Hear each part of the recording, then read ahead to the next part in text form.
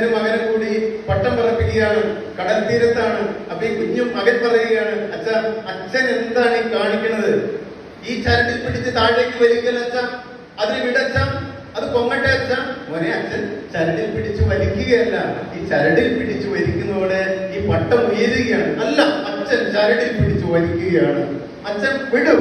അല്ല മോനെ, അച്ഛൻ താഴേക്ക് വലിക്കുമ്പോഴാണ് ഈ പട്ടം പൊങ്ങിപ്പോകുന്നത്. അല്ല, അച്ഛൻ അതിന് കൈവിട്ട് നോക്കൂ. അച്ഛൻ ഈ ചരട് ഈ മകന്റെ കണ്ണിൽ വെച്ച് മുറിച്ചു വിടും. ഈ പട്ടം ആകാശത്തിലേക്ക് ഉയർന്നു.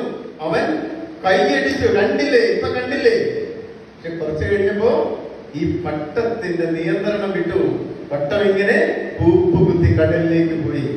ആ അച്ഛനൊന്നും പറഞ്ഞില്ല. പ്രിയപ്പെട്ട കുഞ്ഞുങ്ങളെ, ഞങ്ങളൊക്കെ വന്ന് പറയുന്നത്, നിങ്ങളുടെ അച്ഛൻ വന്ന് പറയുന്നത്, നിങ്ങളുടെ അമ്മ പറയുന്നതൊക്കെ നിങ്ങൾക്ക് ഈ ഒരു പ്രായത്തിൽ ഉൾക്കൊള്ളാൻ കഴിയില്ലെന്ന് ഞങ്ങൾക്ക് ഉത്തമ വിശ്വാസമുണ്ട്. പക്ഷേ ഈ എല്ലാ ദേശത്തും നമുക്ക് താല്പര്യമുണ്ട്. ഉപദേശം എന്ന ഒരു ദേശത്ത് പോകാൻ നമുക്ക് ആർക്കും താല്പര്യമില്ല. എനിക്ക് ഇഷ്ടമല്ല ഉപദേശം കേൾക്കുന്നത്.